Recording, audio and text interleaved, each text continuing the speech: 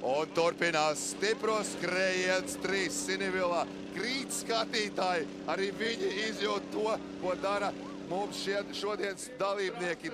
Dažādi dalībnieki bija sabraukuši no visādām pasaules malām. Un tikmēr ir atskrējis otrās vietas ieguvējs, ir otrās vietas atskrējis Jurijs Misjons, numur 16.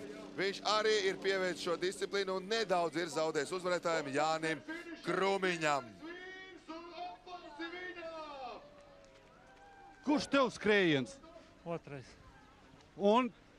Atkal otrā vieta. Pirmais. Atkal otrajā? Jā, pirmajā piedalījās, arī otrais bija. Toreiz cik daudz zaudēji? Tur kaut kur ap 8 sekundēm. Jā, trenējās vairāk? Jā. Trasa baigi grūta.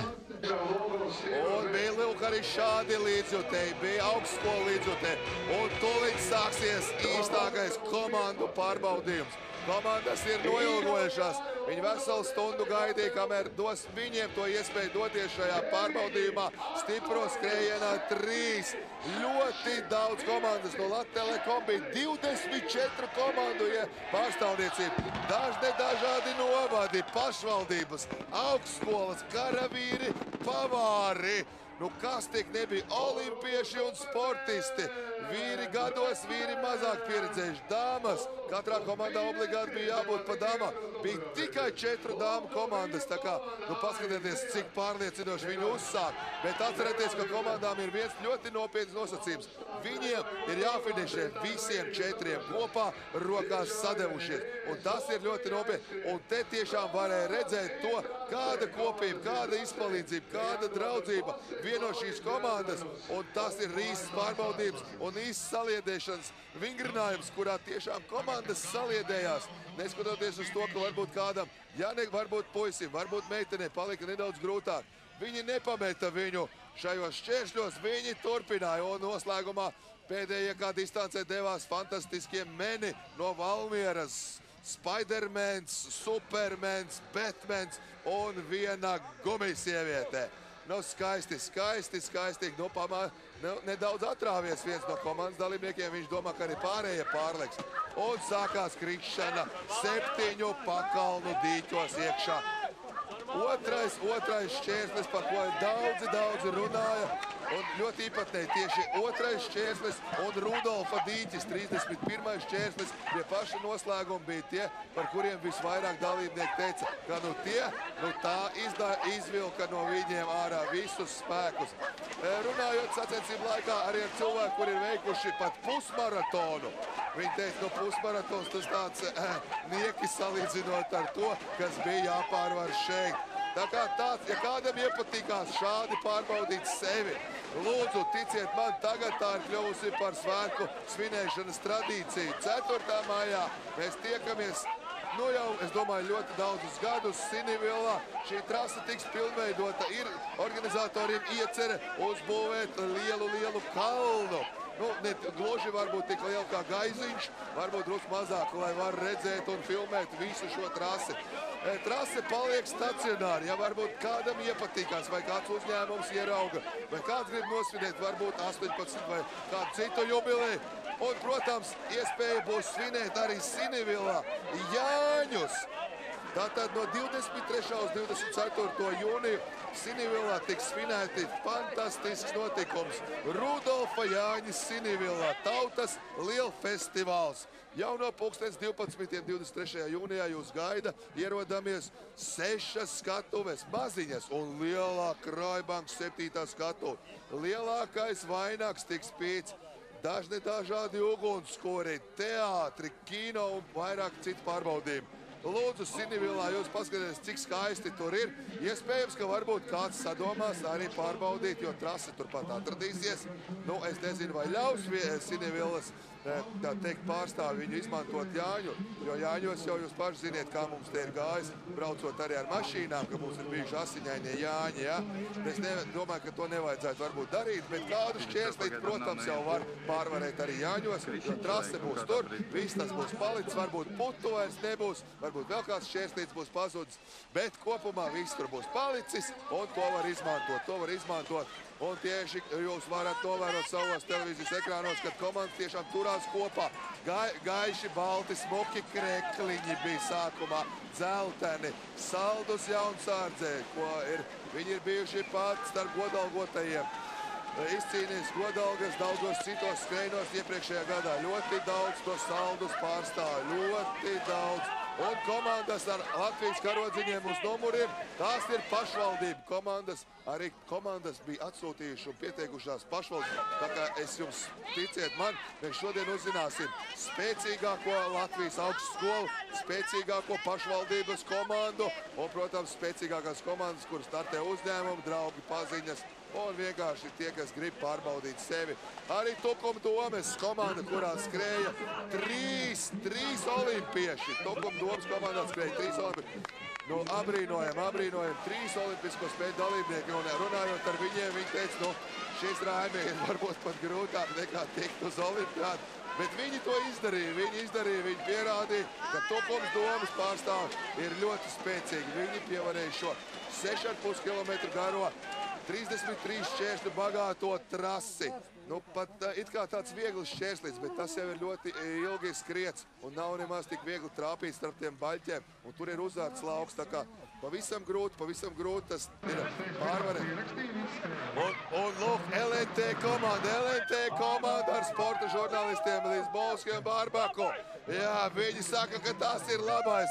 Viņi šodien iesildās. Es zinu, ka viņi skries arī Rīgas maratonā.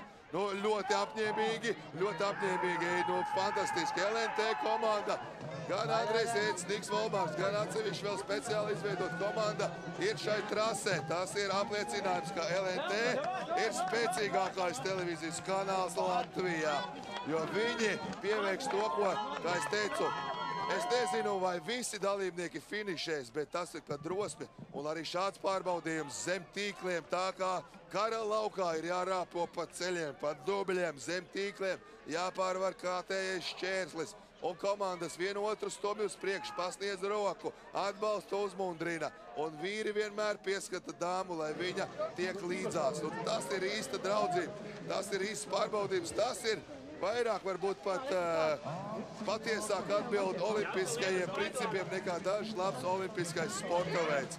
Un es abrīnoju, ka mēs viena gada laikā esam apguvuši tik daudz un jau 1500 dalībnieku ir izteikuši vēlmi pārbaudīt un saņemt šos certifikātu, kas apliecina, ka viņi to var izdarīt un viņi to izdarīs.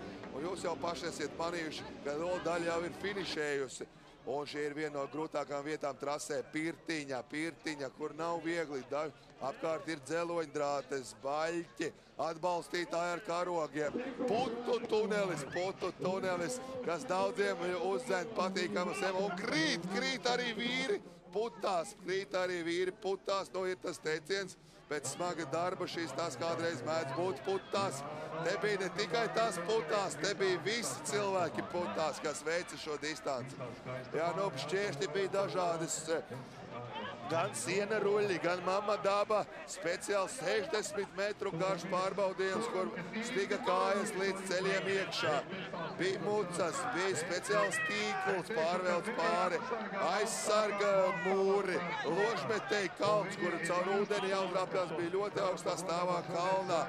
Tad bija liela riepu klasītes, riepu kalns, šampanieša putas, ko jūs tik bieži esat jau redzējuši.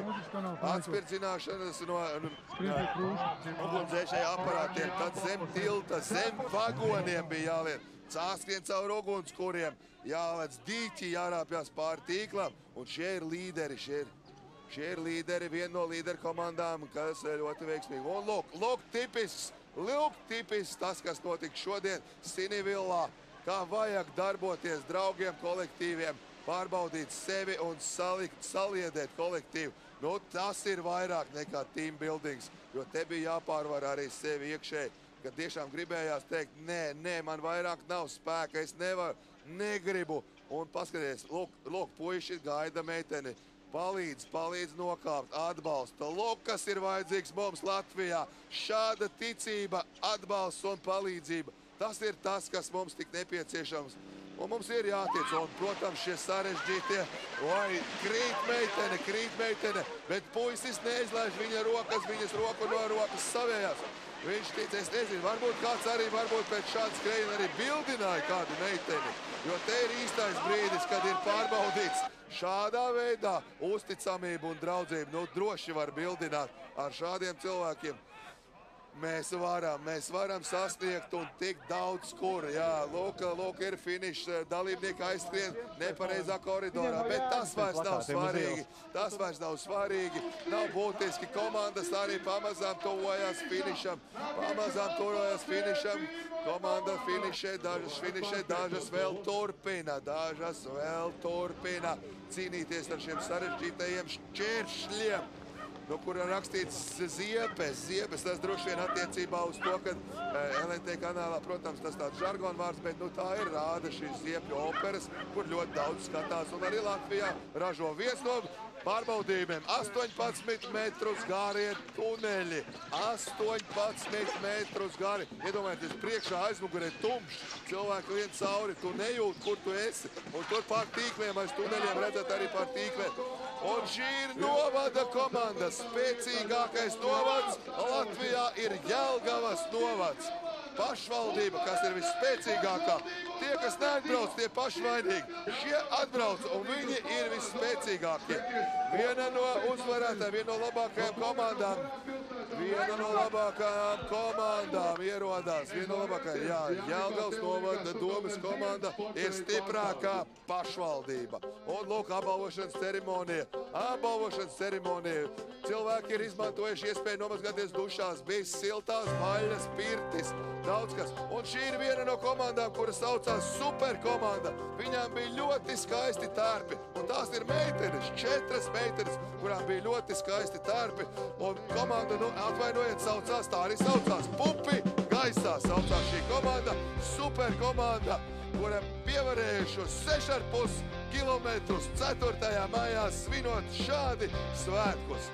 Un spēcīgākā augstskola vismaz uz gadu, tā ir Latvijas Lauksaimniecības universitāte, kur dalībnieki startēja gan no Grobiņas, Tukuma, Madonas un Talsiem. Un lūk, spēcīgākā pašvaldība saņem no Raimonda Vējoņa rokām ozolu, un viņi apsolīja iestādīt savā pašvaldībā ozolu, kas augsts un zelēs un atgādinās zels par to, ka 4. maijs ir šādi jāsvin. 3. vietas ieguvēja meiteņa, kad ir Ieva Mauliņa. 2. vieta starp meitenēm Krista Mihailova. Un 3. reizi stipro skrējienā uzvar Inga Dauškāne. Fantastisks rezultāts, viņa nepavelti. Ir viena no spēcīgākajām dalībniecēm šādos pārbaudījumus visā pasaulē. Nu, skaisti jūs redzat arī, kādas dāvanas ir sarūpējuši organizatori, gan lidojumi ar lidmašīnām, gan lecieni ar izpletnēm, atpūtas vasaras, atpūtas mājās. Un daudz kas sportlāna apavi. Un ticiet man, brauciet, ja jums nākošais gads gribat nosvinēt īsti svētkus 4. maijā, brauciet uzvarētāji zēniem Sandis Kuklis, Jurijs Mišķuns, 2. un 3. reizi 1. Jānis Krumiņš uzvar 3. stipro skrējienu pēc kārtas. Un nākošais, un atceramies, Jāņa Sinivilā arī būs lieli. Rudolfa Jāņa Sinivilā 23. 24. jūnijā. Un atkal spēcīgākās komandas. Un Jelgavas pašvaldības komanda ir arī spēcīgāks starp visām komandām. City Fitness. Un uzvarētāji apvienotie Arābu Emirāti. Nezinu, kāpēc tā saucās komandā, bet viņi visi svinēja 4. maiju stipro skrējienu Sinivilā. Tiekamies pēc gada 4. maijā un svinām svētkus Sinivilā. Ar labvakaru!